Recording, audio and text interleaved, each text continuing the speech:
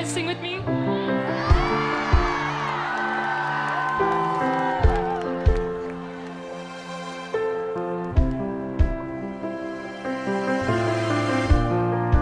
There's a light in the darkness when it all seems hard to bear. Do not fear. Há consolo na dor.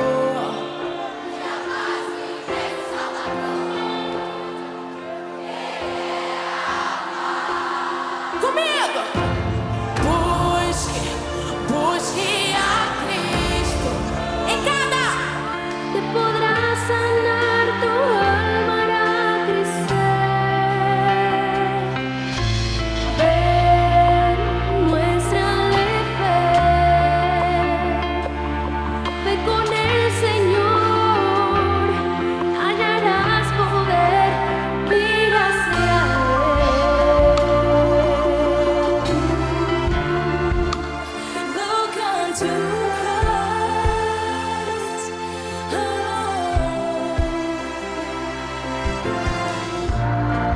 Él te da esperanza cuando piensas que no puedes más, te aliviará. He will give you the courage when you're scared and they throw you to the night. He is the light. Look unto Christ. He will heal your soul and bring you back to life. Tente encontrar. Ele vai te ouvir e tudo mudar se a Cristo buscar.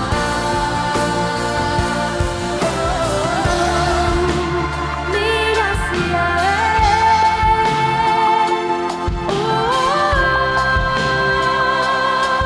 Olhar pro alto, se elevar, seguir sua voz.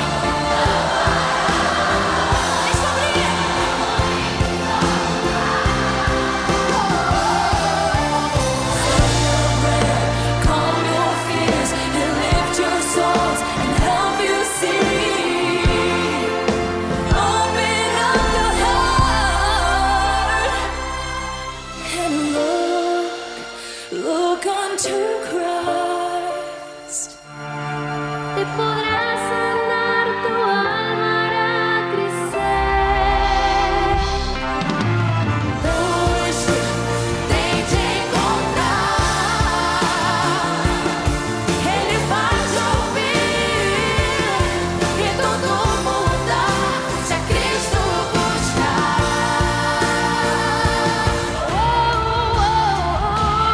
Mira hacia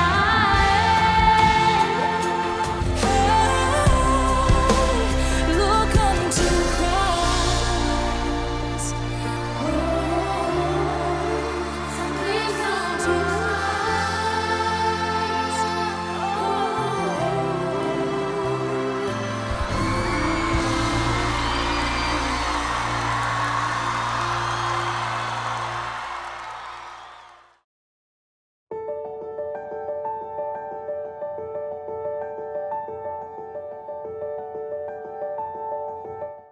Avancez d'un pas si quelque chose de bon vous est arrivé aujourd'hui.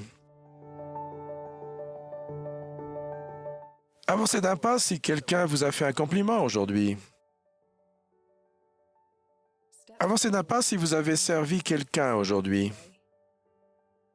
Avancez d'un pas si vous faites facilement confiance aux autres. Avancez d'un pas si vous avez déjà ressenti de l'anxiété, du doute ou de la peur. Avancez d'un pas si vous avez déjà reçu une réponse à vos prières. Si vous savez que Dieu a un plan pour vous, avancez d'un pas si vous avez déjà choisi de vous repentir. Si vous aimeriez avoir une meilleure relation avec votre famille. Si vous ne savez pas vraiment comment reconnaître l'esprit. Si vous avez déjà ressenti que personne ne vous comprend. Avancez d'un pas. C'est un cantique vous a déjà fortifié. Avancez d'un pas si vous êtes arrivé de vous sentir seul. Avancez d'un pas si vous doutez de vous. Avancez d'un pas si vous ressentez que Dieu vous reconnaît. Avancez d'un pas si vous avez perçu votre valeur divine, ne serait-ce qu'un instant.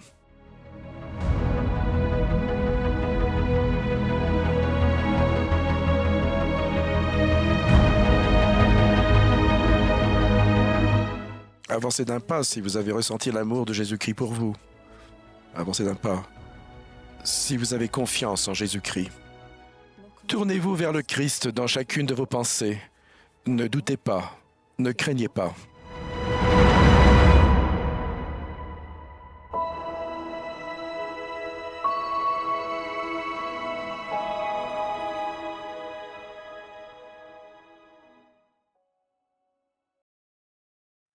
Quelle bénédiction d'être avec vous aujourd'hui. Je suis frère Farnes et je voulais simplement vous exprimer mon amour. Je prie pour que vous ressentiez cet amour et que vous ressentiez chaque jour l'amour de notre Père Céleste.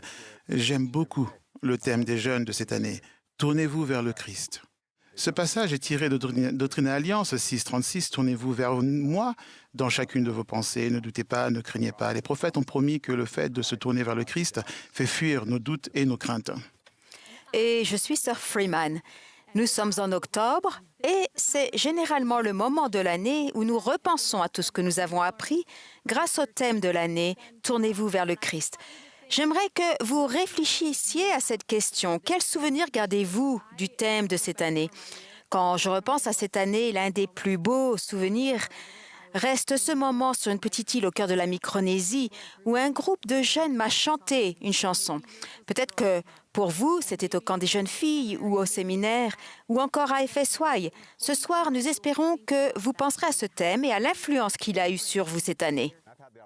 J'ai eu l'occasion de m'adresser à plusieurs groupes de jeunes cette année, de leur enseigner comment se tourner vers le Christ, comment porter leur regard vers lui et ressentir le pouvoir et l'assurance que l'on reçoit quand on se tourne vers lui en toutes choses. C'est en enseignant cela que j'ai compris ce que le président Hollande appelle le mot le plus encourageant de la langue chrétienne, le repentir.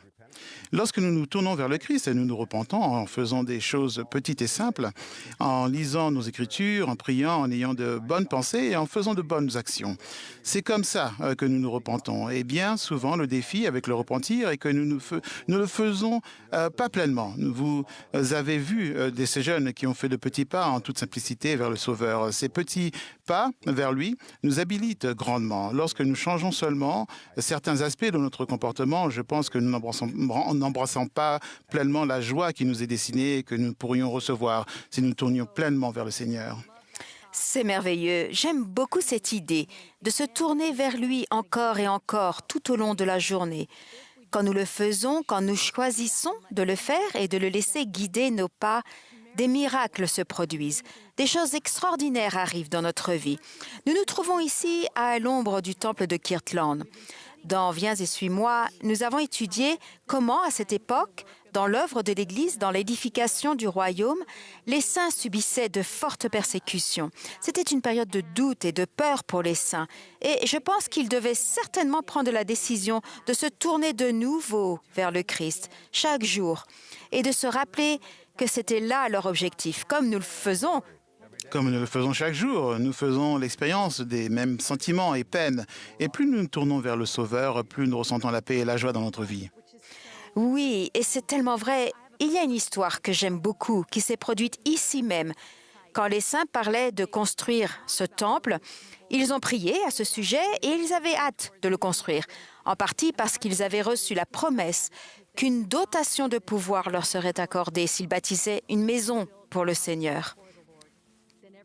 Alors tout le monde s'est mis au travail. En fait, ils sont venus directement dans ce champ et ils ont commencé à faucher tous les épis qui s'y trouvaient. Ils étaient tous enthousiastes. Mais Hiram Smith, le frère de Joseph, l'était sans doute plus que n'importe qui. Il a couru chez lui, cherché un outil, puis il est revenu aussitôt. Sa mère lui a dit « Où vas-tu » Il a répondu « Nous allons construire une maison pour le Seigneur et je tiens à être le premier à l'œuvre. » Construire cette maison était devenu son but, son œuvre et sa cause. J'aime vraiment cet enthousiasme. J'aime voir que le fait de se tourner vers le Christ a dissipé le doute et la peur des événements qui se passaient dans la ville et que cela leur a donné un but. Et pour Hiram, son objectif ou son prochain pas vers le Seigneur incluait d'aller chercher une pelle et de se mettre au travail.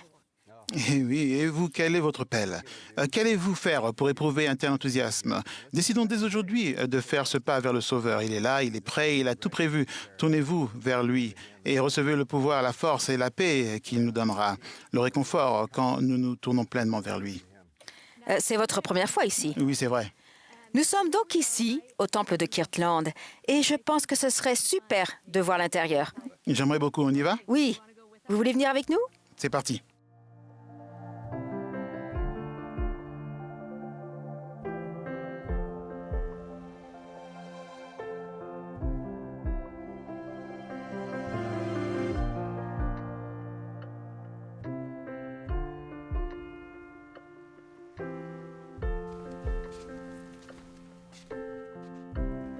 C'est un endroit sacré. Des choses sacrées se sont produites ici.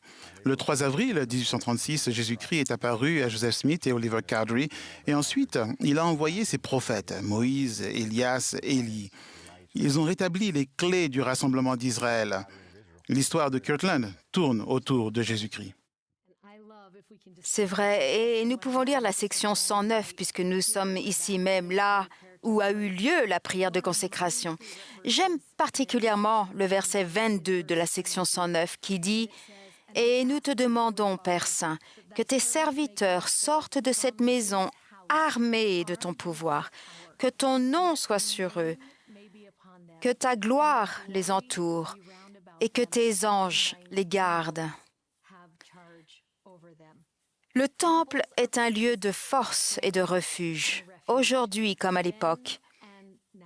Le temple est un lieu qui nous aide à surmonter la peur et le doute et à nous tourner vers Jésus-Christ. J'aime beaucoup ce verset et ma prière est que nous nous rappelions toujours le pouvoir qui nous est offert. Selon moi, ce verset s'accomplit quand nous prenons la Sainte Seine. Nous prenons son nom sur nous, sa gloire repose sur nous et nous ressortons capables de faire bien plus, de devenir bien plus avec les anges de Dieu pour nous aider. Nous vous invitons maintenant, aujourd'hui, à prendre cet engagement, à prendre son nom plus pleinement sur vous, à vous tourner vers lui dans chacune de vos pensées. Et peut-être que cela implique de commencer nos journées autrement, en priant et en nous tournant vers Dieu dès le début de la journée. Ou bien vous pouvez choisir de vous engager à lire les Écritures chaque jour, ne serait-ce qu'un verset. Et si nous nous préparions à entrer dans le temple ou à obtenir une recommandation, ou si nous faisions de l'histoire familiale, ce sont des petits pas qui mènent au Christ. Oui, et un autre pas est de vivre de façon à inviter le Saint-Esprit, à être votre compagnon constant, partout où vous allez et dans tout ce que vous faites. En ressentant cette compagnie constante, vous aurez la détermination de vous tourner davantage vers le Christ. Il se peut qu'il y ait encore dans votre vie des choses à régler et je vous supplie, je vous invite à vous débarrasser de ces choses, à les abandonner, à vous tourner pleinement vers le Christ afin qu'il vous guérisse comme lui seul le peut. Peut-être recevrez-vous une bénédiction paternelle ou vous préparerez-vous à recevoir une bénédiction patriarcale en demandant à votre évêque quelle prochaine étape accomplir pour l'obtenir et pour entendre la voix du Seigneur spécialement pour vous. Peut-être devez-vous pardonner à quelqu'un ou peut-être devez-vous vous inscrire au séminaire pour vous tourner plus complètement vers lui. Vous êtes instructrice au séminaire, n'est-ce pas? J'ai été instructrice au séminaire, oui. C'est super. J'aime particulièrement le séminaire. Ou peut-être que vous penserez à vous préparer dès maintenant à servir une mission afin de poursuivre la grande œuvre du rassemblement et de l'édification des saints. Ma mission a beaucoup compté pour moi. Ça a complètement changé ma vie. Je prie pour que vous réfléchissiez vraiment à ce que le fait de vous tourner plus pleinement vers lui peut vous apporter. Parfois, la peur et le doute peuvent encore faire surface. Et c'est pour ça que nous devons nous souvenir de faire ces pas simples vers lui, afin de nous tourner pleinement vers lui et recevoir la force qu'il nous promet. Les premiers saints, Hiram, Joseph, eux aussi avaient des craintes et des problèmes, mais parce qu'ils se sont concentrés sur des choses petites et simples, et grâce à leur enthousiasme et leur bonne humeur, ils ont pu agir de manière à chasser le doute et la peur. J'aime penser à ce bâtiment, à ce terrain, et me rappeler encore d'Hiram. Il savait quel était son objectif. Si nous étions en 1836, je vous dirais à tous, prenez une pelle. Mais nous sommes en 2025 Et aujourd'hui, vous vous demandez par quoi remplacer cette pelle. Peut-être par le fait d'accepter une des invitations que nous venons d'évoquer et d'avancer vers Jésus-Christ pour approfondir votre relation avec lui. Nous allons maintenant écouter Jeffrey Orland, président du Collège des 12 apôtres, et qui fera part de ses pensées et de son témoignage. Faites attention aux sentiments et aux pensées qui vous viennent pendant qu'il vous parle. Je vous promets que vous saurez quel petit changement apporter dans votre vie pour ressentir l'amour du Seigneur. À la fin du témoignage de président Holland, une question apparaîtra à l'écran. Nous espérons que vous répondrez à cette question avec ceux qui sont réunis avec vous pour regarder cette diffusion. En quoi le fait de vous tourner vers le Christ vous a-t-il aidé dans les moments de difficulté? Et de quelle manière allez-vous concrètement agir aujourd'hui pour continuer de vous tourner vers lui? Je sais que Jésus-Christ est notre force et je sais que le Saint-Esprit sera toujours avec nous si nous écoutons et suivons ses inspirations. Alors, nous serons conduits à nous tourner vers le Christ dans chacune de nos pensées. J'en rends témoignage. Au nom de Jésus-Christ. Amen. Amen. Le ciel et la terre se sont unis pour le peuple de Kirtland. Ma prière pour vous est que le ciel et la terre s'unissent pour vous, tandis que vous vous tournez pleinement vers le Christ. Il vit et son plus grand désir est de vous recevoir. Tournez-vous vers lui. Tournez-vous vers lui dans chacune de vos pensées. Laissez-le chasser vos doutes et vos peurs. Je vous promets que cela arrivera si vous vous tournez pleinement vers le Christ. Jésus vit. Il est le Christ. J'en rends témoignage. Au nom de Jésus-Christ. Amen.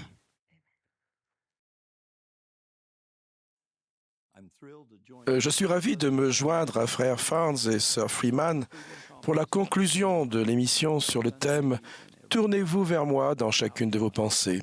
Ne doutez pas, ne craignez pas. Je suis si vieux qu'il a dû y avoir un exode quand on a annoncé qu'un homme de mon âge allait prendre la parole. Mais en réalité, il y a un intérêt à avoir un vieux comme moi dans un programme pour les jeunes, en particulier pour une émission sur ce thème. On peut résumer cet intérêt par une petite citation que Sir Holland conservait sur sa table de chevet. Les années nous enseignent des leçons que les jours n'ont pas encore apprises. Prenons un moment pour réfléchir à mes années et à vos jours. Vos années passées aux jeunes filles et dans les collèges de la prêtrise d'Aaron devraient être parmi les plus heureuses de votre vie. Elles peuvent être remplies de joie, d'une certaine liberté et dénuées de trop grandes responsabilités. Et pourtant, vous commencez déjà à faire face à des activités et des choix qui façonneront votre vie et votre avenir. Nous commençons à 11 ou 12 ans avec, espérons-le, peu de difficultés et nous finissons à 19 ou 20 ans après avoir pris l'intégralité, à l'exception de 2 ou 3, des décisions les plus importantes de la vie. Vous vivez encore chez vos parents, à peu près selon leurs attentes, au rythme du calendrier scolaire et de celui de l'Église, comme tous les autres jeunes de votre âge. Mais à présent viennent des tâches plus importantes et plus contraignantes. Vos parents et les dirigeants de l'Église s'intéressent à vos amis parce qu'à 16 ans, vous pouvez faire des sorties en couple. Et ils veulent savoir avec qui vous sortez, avec vos amis. C'est pour cela que nous vous recommandons de ne pas avoir de relations sérieuses trop tôt. Pourquoi? Parce que vous allez déjà au temple pour accomplir certaines ordonnances et durant ces années, vous irez au temple pour recevoir votre dotation. La vie n'est plus jamais la même après avoir pleinement contracté des alliances avec notre Père céleste dans le temple. Avec cette maturité physique, émotionnelle, éducative et sociale, la mission nous conduit à la vingtaine et ce que j'appelle la décennie des décisions prend fin. Je fais une pause pour vous dire que j'espère que vous prêtez attention aux responsabilités accrues dont je parle. Par exemple, votre manière de vivre après être allé au temple et en mission indiquera de quelle manière se développe votre sens des responsabilités et ce que le Seigneur peut vous confier à l'avenir. Puisque nous en parlons, je veux dire à tous que ma décision de partir en mission a été l'expérience la plus bouleversante et transformatrice de ma vie. Je garantis qu'aucun jeune homme n'a jamais été plus transformé par le service missionnaire que je l'ai été. Tout ce qui m'est arrivé de bon depuis, je le dois à cette mission de 2 ans en Grande-Bretagne. Si je devais vous parler d'un véritable trésor qui se trouve au pied d'un arc-en-ciel, je vous parlerais de vivre ces 2 expériences combinées, recevoir la dotation au temple et faire une mission. Il y a de nombreuses raisons à cela, mais la plus importante est que c'est l'œuvre de Dieu. Dieu vous connaît et peut-être pour la première fois de votre vie, vous apprendrez vraiment à le connaître. Je dois continuer, sinon nous allons passer la journée ici. Mais souvenez-vous que ma mission a immensément compté pour moi. Tout ce que je raconte vise à nous recentrer sur le thème de cette année.